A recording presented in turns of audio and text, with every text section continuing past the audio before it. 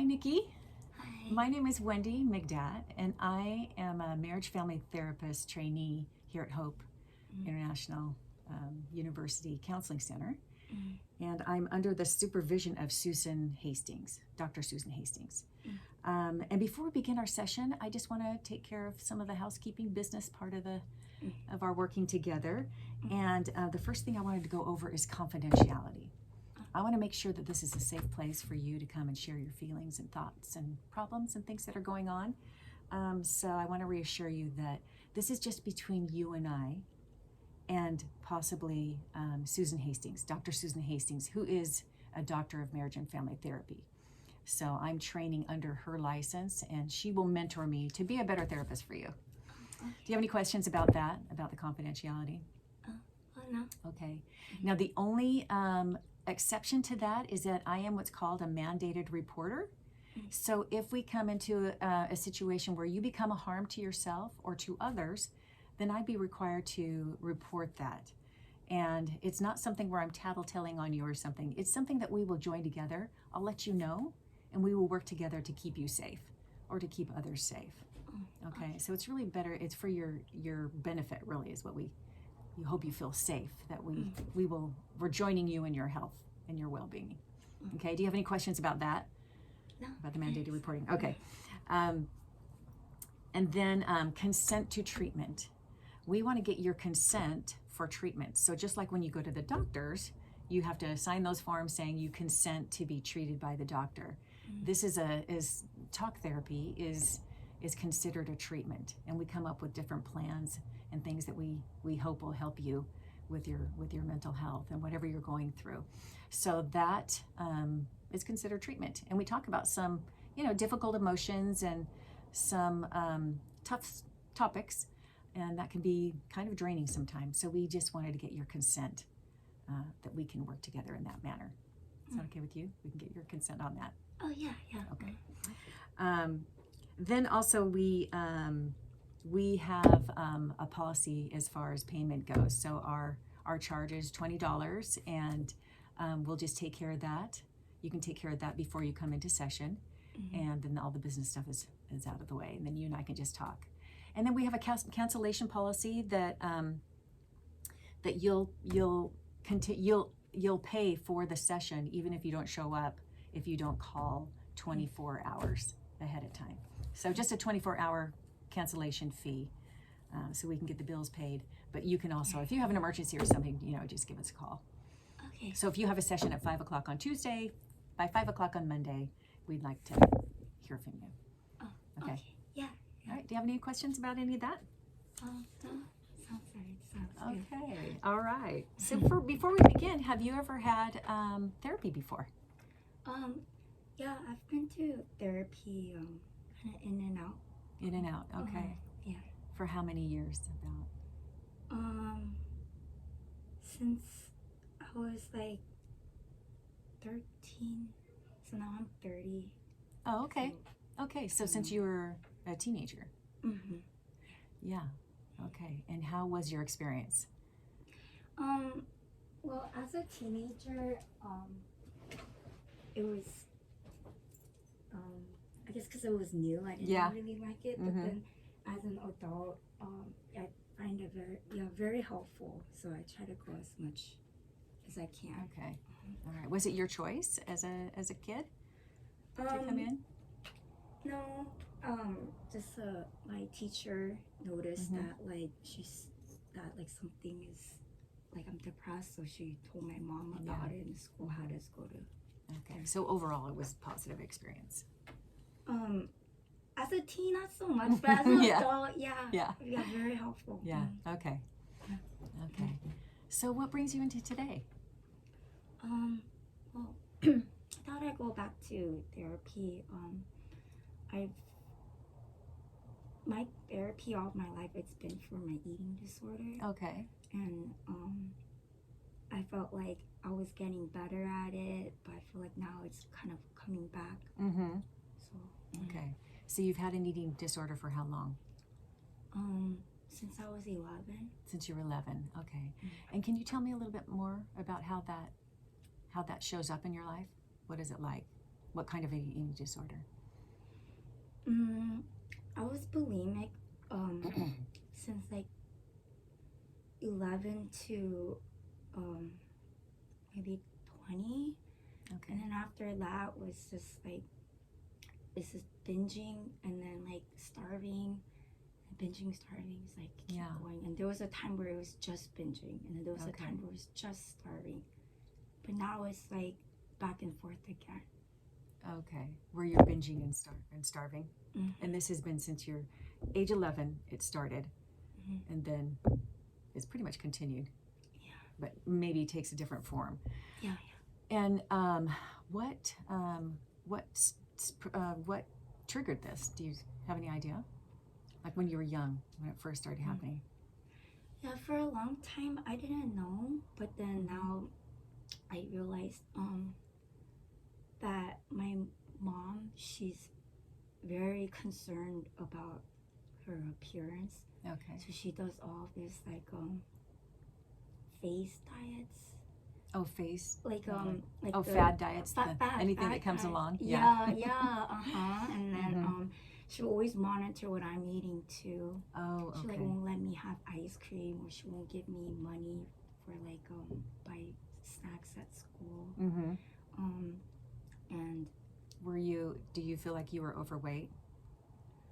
no, my parents, that was the thing. I feel like I got a lot of attention even as a kid because I was so like thin, Okay. and like people family were saying, oh, you should get into like modeling or beauty pageant. Oh, okay. So I felt really good about that. But then I feel like in middle, when I started to turn like 12, and then like kind of the hormones, Mm-hmm. my body's changing, I like really freaked out about that. And then I started to really focus on like what I'm eating. Mm-hmm. What were the changes? You said that the hormones kicked in, and the changes, you freaked out about the changes. What changes were those that were troublesome to you? I think like I was eating more. I Okay. guess as maybe as you transition to age, You're just you becoming start- curvier, getting and then your woman body. yeah. Because I remember one Mhm. time in school I was laying on the floor, and then my friend said like, "Oh, your like butt looks a little bit curvier," Yeah, and then I got scared about that, and then Oh, I think that's okay. when I started. Yeah. Somebody commented on your body, and it made you feel bad about yourself. Is that what you're thinking? Yeah. So, if I hear you correctly, you're saying that you really identified with being this cute girl that people were admiring you for, Yeah. and you're being tiny. Yeah. Do you feel like you were getting your self-esteem through that image? Yeah, definitely. Yeah, and it kind of scared you a little bit when you saw that your friend noticed. Do you feel like that it was was she putting you down for it, or do you feel like you just interpreted it that way? Like, oh, she's noticing I'm getting curvier. Did it seem like a negative thing? I think she was just saying it like she didn't mean anything bad about it, but in my head, yeah. In your head, you felt like, oh, wow. Yeah, and I felt like offended. Okay. Okay. And is that when the eating disorder began? Or it got worse? It got worse because at 11, I feel like at 11 I didn't notice it was an eating disorder, because like at 11 I just noticed that like I felt like I have to be the last one to finish the food. I feel embarrassed if I finish before someone else. Oh. So I'll eat very like even like, let's say I'm eating a celery. Yeah. And you know there's like strings. Yes, there's like, strings. Yeah, and I just do it one by one. I'll eat like that. And then it's I thought like, oh, I didn't think much of it. I didn't know what eating disorder was at that age. So yeah. So did you notice the behavior? You didn't call it an eating disorder, but you just noticed, I'm doing something a little different than other people are doing? Yeah. Yeah. Like I'm eating differently, and people kind of stare at me like, what are you doing? Yeah. They would even comment on it? Okay. And what if you can remember, and maybe even now, what is it that that did for you? You know, so performing that way, acting in that way, and you know, changing your eating, your patterns of eating. What did that do for you? Did it comfort you in some way? Because a lot of times we do things that as a coping mechanism. Mm-hmm. And what did you notice happening for you? How was it helping you? I guess I'm trying to say. Yeah, this behavior. I guess I felt like it Yeah, made take your me time. like feel like I was different. Okay. Like In a good way? Different in a good way? Or yeah. okay. And like Different as in special? yeah. If you could special. keep your, I guess, your body small. Yeah, and if I'm the And your last parents- one to parents- finish food. Yeah. Mm-hmm. Parents too. Yeah. Yeah. And do you feel like that was your messaging from your mother? Yeah, I think so.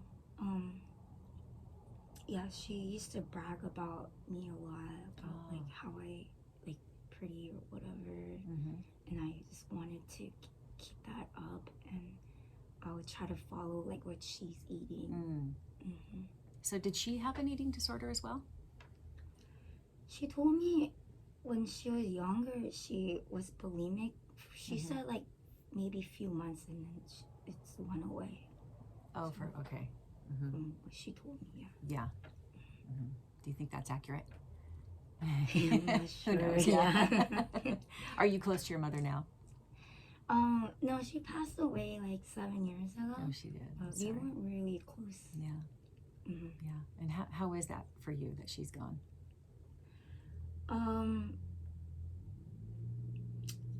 At first it didn't really like, I think it didn't sink in until the past few years. Then I started noticing like, I guess kind of angry at her because of, you know, kind of like how she role modeled for me.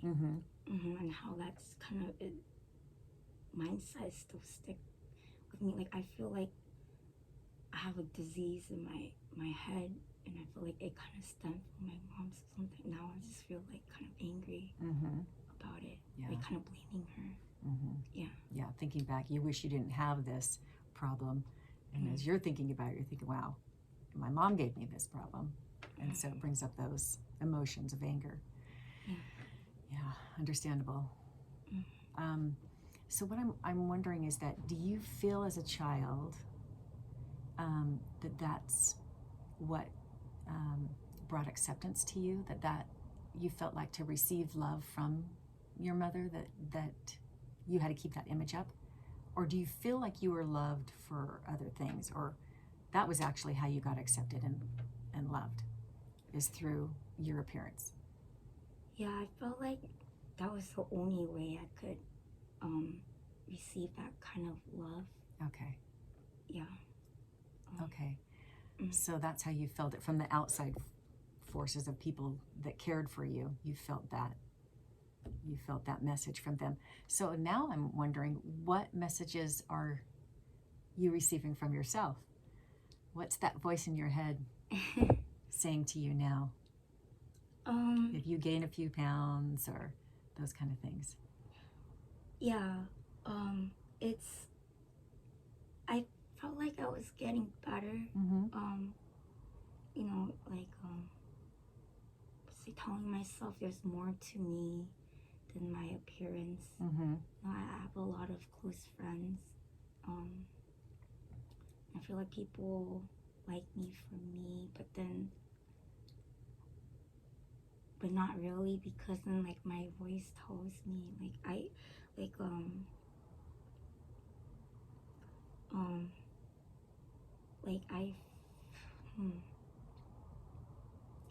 kind of things, I guess my voice tells me, yeah, like, but then like, what else are you good at?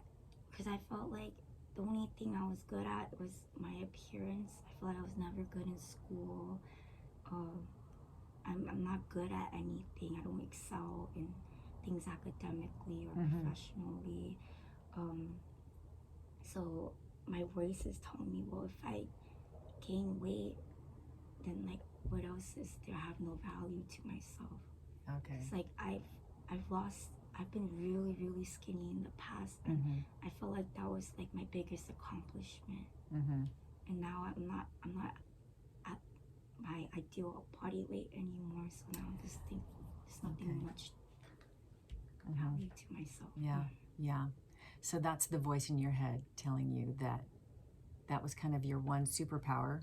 Yeah, exactly. That was how you maybe got love and attention and connection, I Yeah. guess. Yeah. And so when you're thinking now, if you were to talk to yourself as your best friend, what would you tell Nikki I would about her value tell myself and her weight? Yeah. Yeah, I guess I would tell myself it's just a number. That there is more qualities about myself, especially like as a person. Like I do think I have a unique personality. But it's hard to see more of that when like I see more of my weight. Yeah. Yeah, because you're so used to it. Sounds like it's been for such a long time, you know, and those patterns of thinking, it's hard to change. But I want to assure you that they can change. I don't know if you've heard the terms neurobiologically. Those, I'm kind of a neuro geek. You know, I love to study the brain and different patterns that we get used to thinking. Those grooves in our brain. It's the way our brain attaches our memory. It's hard. It's a hard habit to break. You know, those thoughts. Yeah, it's very, very hard, very right? hard. But it is possible. So I want to give you some hope that way, and that a lot of people have changed. In fact, even myself, you know, I've had to go through those things. But it is important for you to see the truth and to maybe do some fact checking. You know, those nasty voices that come and say that your beauty is only skin deep, or just your, you know, those kind of things. Yeah. And we do live in a culture that, you know, worships body worship and worships actually unreal expectations of beauty, you know. But truly, it is the inner qualities. And you said you do know that you have other values than just, you know, your body type. And I'm sure you have friends that might not be the picture of beauty or what this world thinks would be a supermodel or something like that. And do you value them? I do. Yeah, you do. I feel jealous too because they're confident, and I don't judge people on their appearance, and I'm jealous that they're so confident they don't think that way. Okay. And I wish I could be like that, but I feel like I don't think it would ever be like that because now I'm 30 and I'm not good with math, but it's been a long time, and I'm thinking it's never gonna, I'm just always gonna think like this the rest of my life. Yeah. Well, there are things that we can talk about if we continue working together. There are things and plans we can put into place to help you to break that pattern. And I just want to assure you and give you some hope for the future that many people have been where you are and they're not there anymore. They have progressed and gotten beyond, you know, the obsessive thinking and tearing ourselves down. Yeah. But what I do want to check in with you about is how is your emotional state? Do you feel like you have a lot of depression because of this? Does it give you anxiety? Or how does this show up in the rest of your life? Well, at first it was very depressing. Okay. But now I think I'm just so used to it that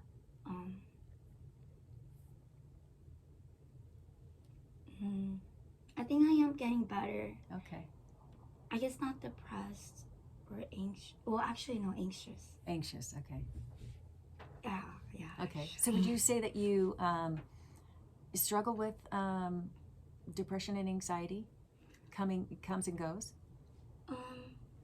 not so much from depression. That was more when I was a teenager, but I still Okay. get anxiety of like going out of the house, Okay. people looking at me. Okay. It's, You're like hyper aware of people noticing you. yeah, it's even bad to the point where like I'm planning to move soon. Okay.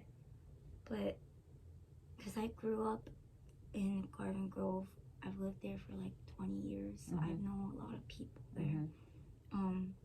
But now I live in Buono Park where I don't really know too many people. But as I'm looking for a new house, I don't want to go near Garden Grove because I don't want to run into people, and I don't want them to comment like, "Oh, you've gained weight."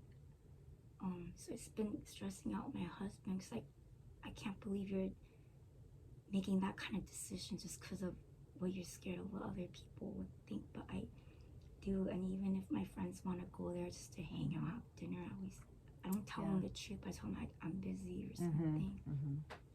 So you see it really affecting your life and your ability to, I mean, I guess just travel about as you wish. So it's kind of stopping you from maybe even moving to your hometown.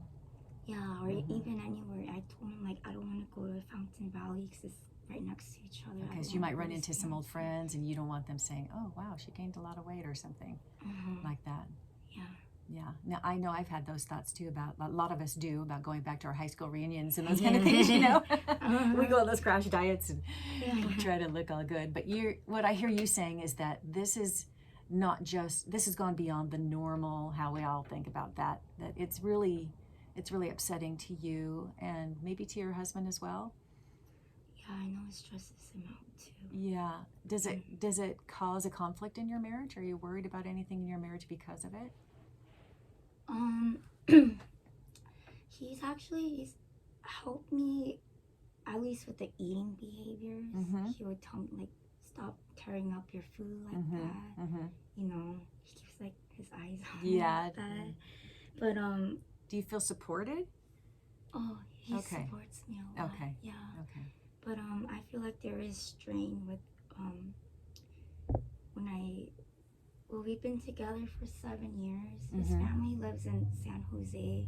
I've only met them like 3 times, but it's because I'm scared they're going to judge me about my weight. Okay. So every time he tells me, "Oh, let's go visit I say, you can go, but I'm going to stay here." So that's why I've only met them like 3 times. And that stresses them out because like my parents think it's kind of rude that you're not trying to come out or trying to reach out to like get to know them and stuff. So you feel like your fear now of this is becoming bigger than what you logically know. So I want to check in with you. Do you feel like your in-laws would not love you, or for real, because of how you look? You honestly believe that they will not love you because of how you look right now?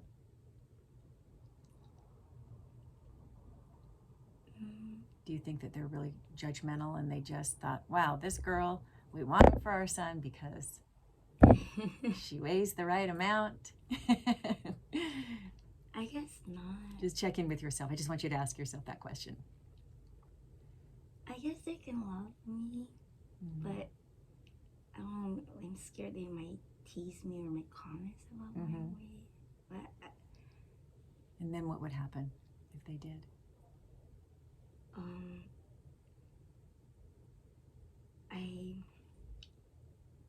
Well, because she did kind of make a comment. He sent her a picture of us. She was like, "Well, we never met her," and then she said, "Oh, she's like, her face looks a little chubby," and then like that made me really not want to meet them. But then I eventually did, and then she said like, "Oh, like you're very slender, beautiful," but then like, so I feel all this pressure. But I don't think she like too much judge. I feel like a lot of in Korean people they just kind of say that kind of stuff, and like I know my mom told don't take it personally, but I do. Cause I'm sure I think his mom didn't mean. It's just something she Mhm. said, but it really like took brought Yeah. me down. Yeah. Okay, so I'm just going to say back to you what I heard you say to me, okay? So what you said to me is that for you, it's painful.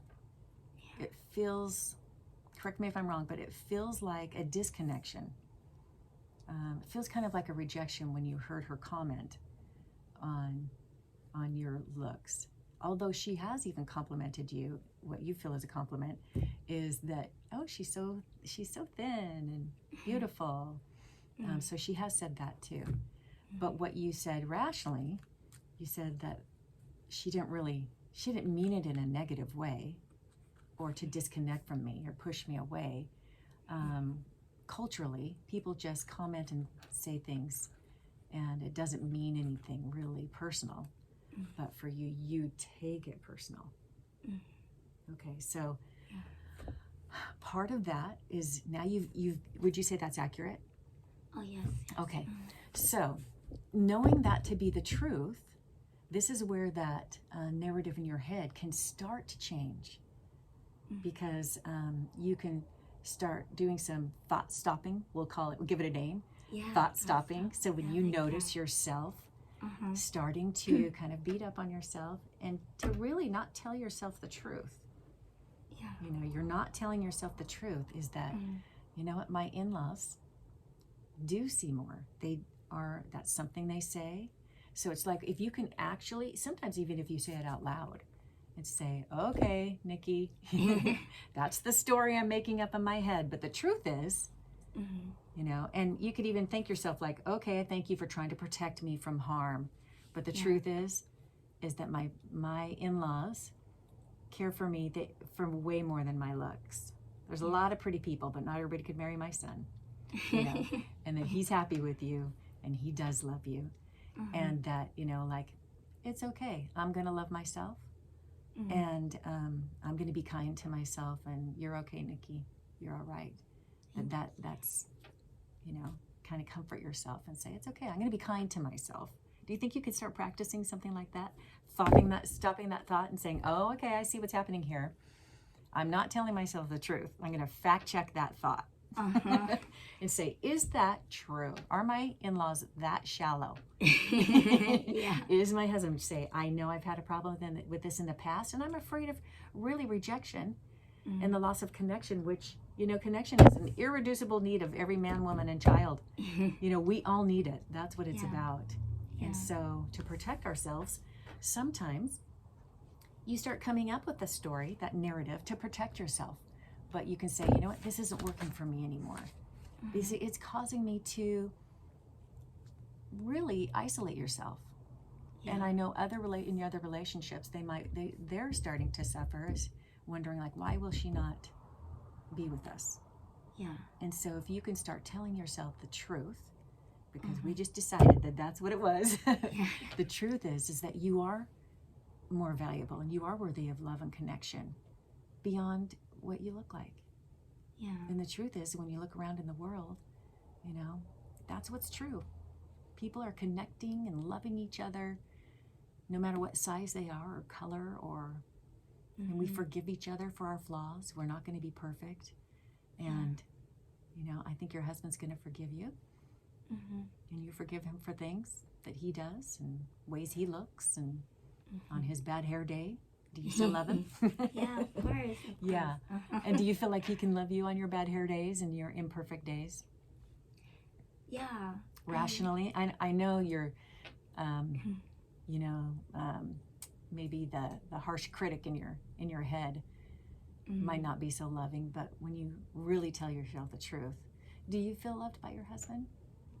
Yeah, he loves me so much. He does. Okay. Yeah, he does. I'm so happy to hear that. Yeah. That's a win, you know? Yeah. So I would say there's a lot of hope for you. There's some good days ahead of you. You know, if you really want to work on it and try to turn that narrative around. But it is challenging, so don't feel bad that, you know, it's taken this long, you know, for it to happen. It takes practice. Yeah. And kind of like rewiring our thinking. And then we get into these patterns, you know, that don't serve us. Maybe served us as a kid, you know, maybe that's how you survived. But now today, it can be a new day. You can start telling yourself the truth. And really, tell me about how you feel about you. I keep trying to tell myself that I'm, you know, there's a lot to me. Do you have friends? Yeah, I'd say I have a lot of close friends. Oh, you have a lot. Wow, you're fortunate. Yeah, I feel like that I'm very... And you're saying close, not superficial friends. You have some close connections. Yeah. Wow, that's so fortunate. I'm very thankful for that. Wow, okay. And do they know about you feel comfortable talking about your eating disorder with them? Yeah, at first I hid it for a long time, maybe like 15 years. But now I'm opening up about it. Yeah. How does that feel to be able to have that out in the open with your friends? It feels like liberating. That I could finally tell them. You know, now I could tell them like, oh no, I don't feel like going out to eat because of the... I could tell them the truth. Like, I'm struggling. Yeah. Great. And you feel like they're supportive? Yeah. Wow. Yeah, that's golden. That is really fortunate. Yeah. And they love you anyway. They haven't dumped you as friends. No, yeah, that's what I try to tell myself. That because I've been through phases where like I'm like 90 pounds and then like 115 and then like 87 pounds. But like throughout all of that, they've never looked at me differently. Oh, so yeah. Okay, that's beautiful. Really, really fortunate. And maybe you can start counting those blessings and looking at the truth and really, do you feel like that's something you can do that we started talking about, that you can start changing the narrative in your head? Do you feel like you would be able to stop that thought process and say, okay, I'm going to stop a minute. You know, I'm going to use some self-care and some truth.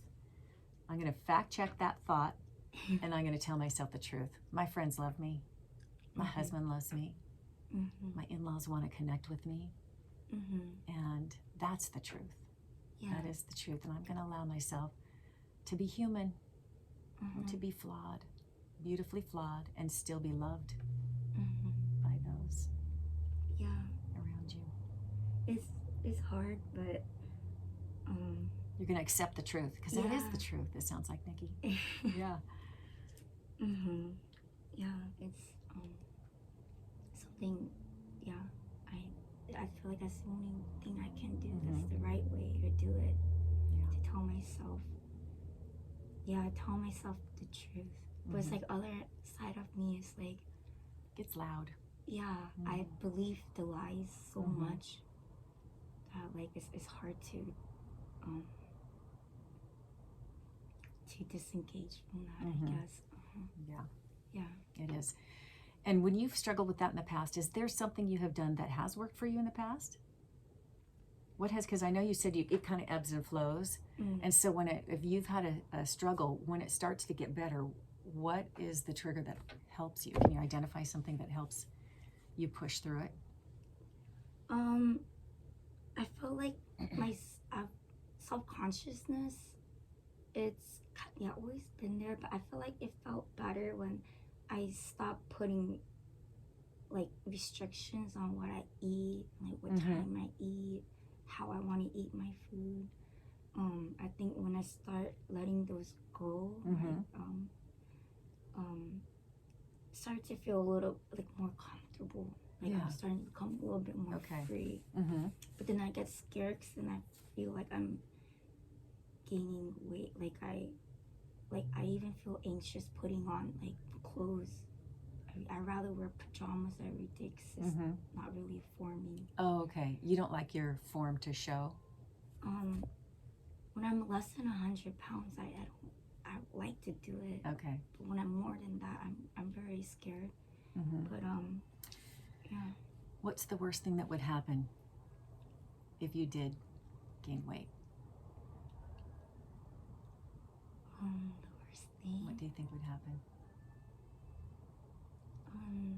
I feel like like nobody's gonna notice me.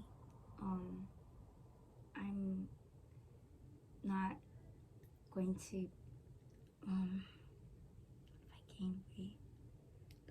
I guess it's people making comments Mm-hmm. and And if people made comments, what would happen? What would happen to you? it would. Because people have made comments, right? Mm-hmm. Mm-hmm. Did So- they go away?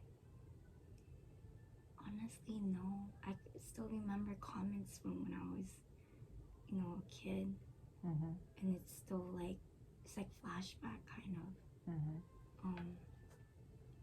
So it kind of takes you back to your childhood thinking. Yeah, Mhm. yeah. Mhm. It's like that. Mm-hmm. So your mom concentrating on your appearance, like she concentrated on her own appearance, is that how you received love from her? Or do you feel like when you were not looking your best, do you feel like you still had love from her? I feel like she did love me, Mm-hmm. but with my brother, he was so good at art. He's a very talented, gifted person, and I wasn't. And it's just like when I hear her talking to her friends or family, like she's always bragging about him. Okay. And then with his skills, Mm-hmm. he's good at painting art, martial arts. And then with me, like she'll just talk about appearance and she's a very good person too. Mm-hmm. But I feel like that's all she could have said. Like it's just like Mhm. that's it. But with my brother, she could go on and on and on about him. Mm-hmm.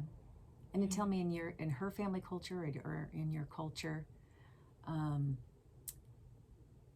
because I know in American culture, they define being a woman as small and quiet, and male, like that toxic masculinity you've heard them talk about. They say for a man, they have to be, loud and controlling and like negative towards women or something. It's terrible, So do you feel like this is a kind of stemming from a cultural thing? Is that praised in your culture that women are good if they're small and quiet, and men are good if they have skills? Yeah, like success and Mhm. money. Mhm. Definitely.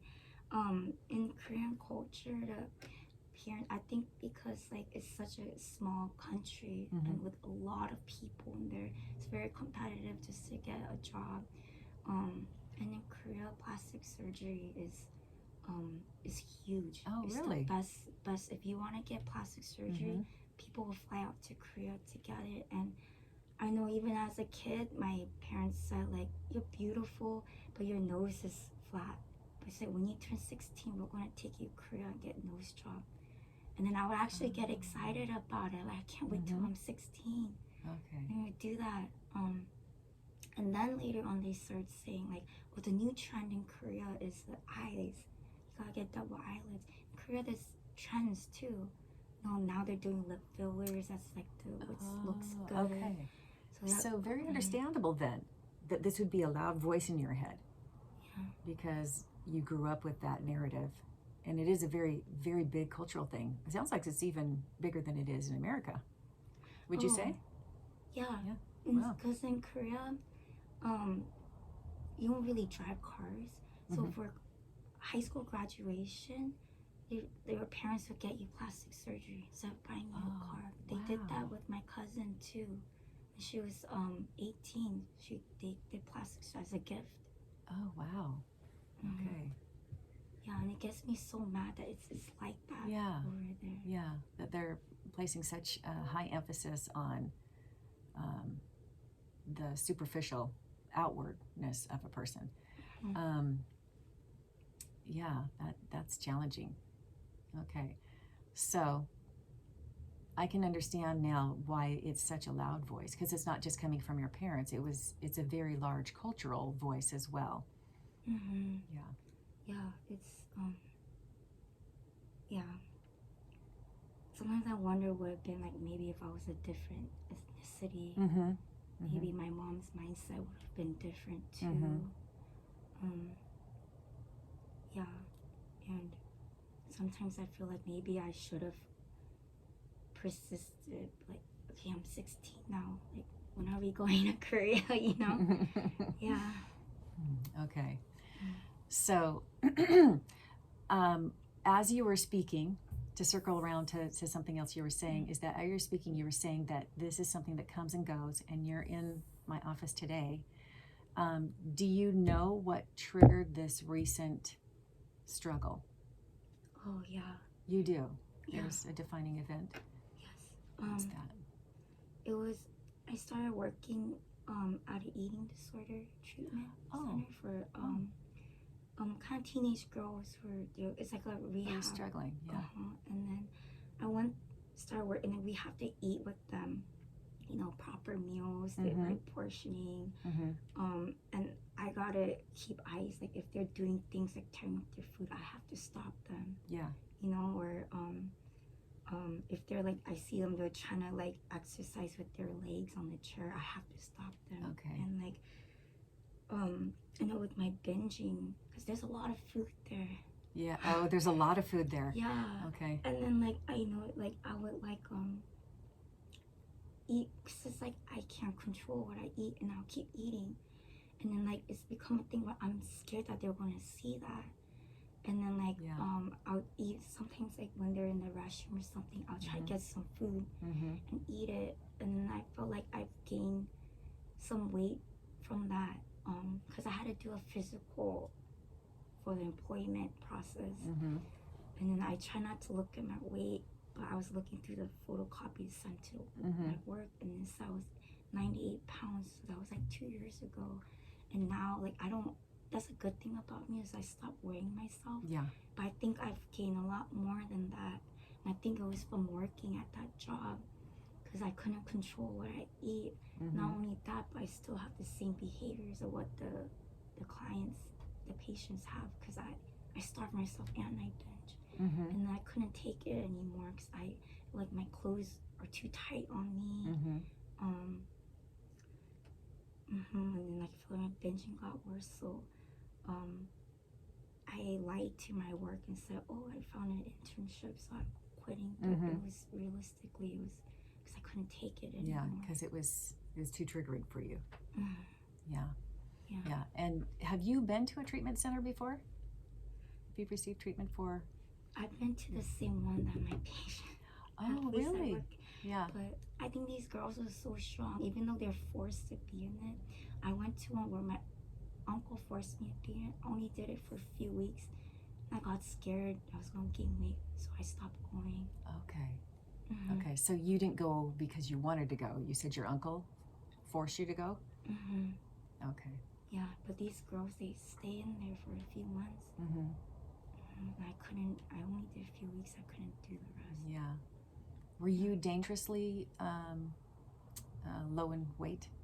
Were you having like health challenges because of your eating disorder? Yeah. He was afraid for your life. My uncle. Yeah. A few times I fainted. I can't stand up too quickly. I have to take really slow time to get off of bed. Yeah. Okay. But I like that feeling though, because I feel like I really am skinny and like pretty. So I kind of like that, but it was hard to live like that too. Yeah.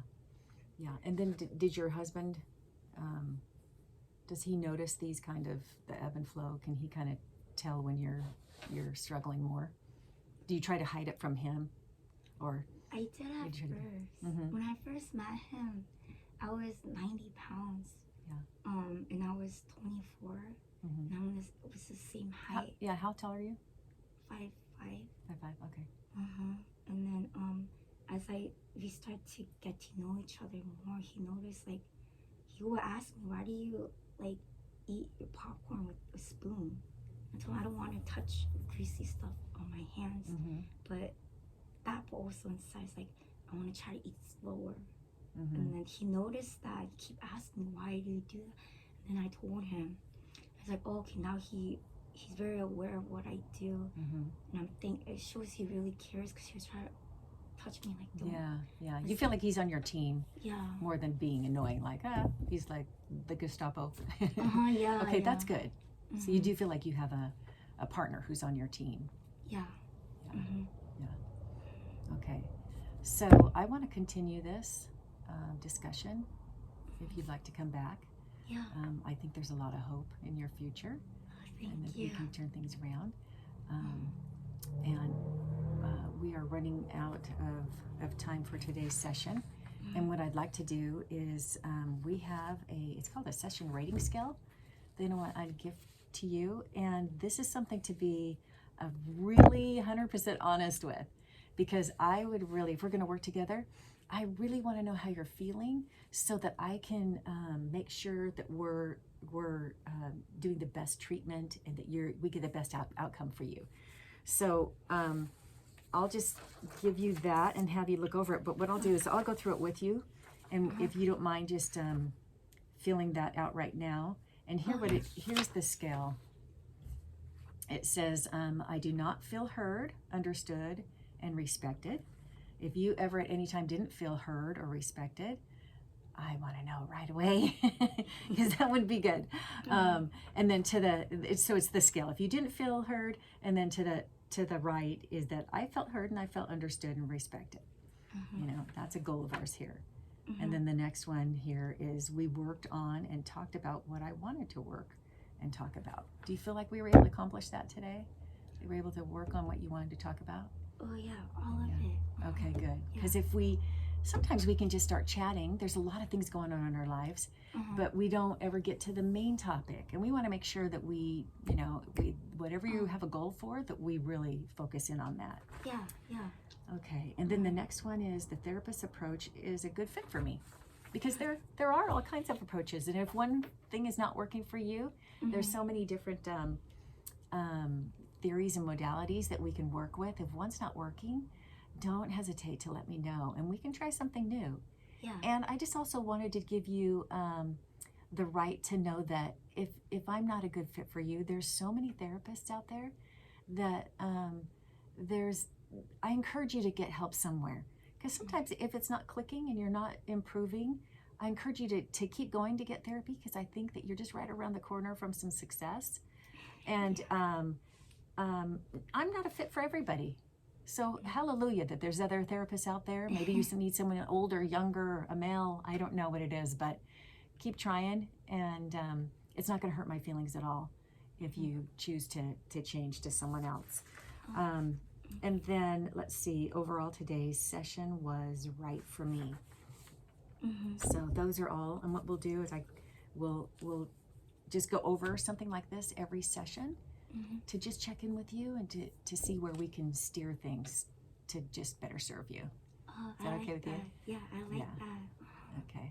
Yeah. All right. Well, it was really great getting to know you a little bit better today, Nikki. Oh, thank you. And I look forward to working with you if you'd like to. Yeah. If you'd like to schedule some more.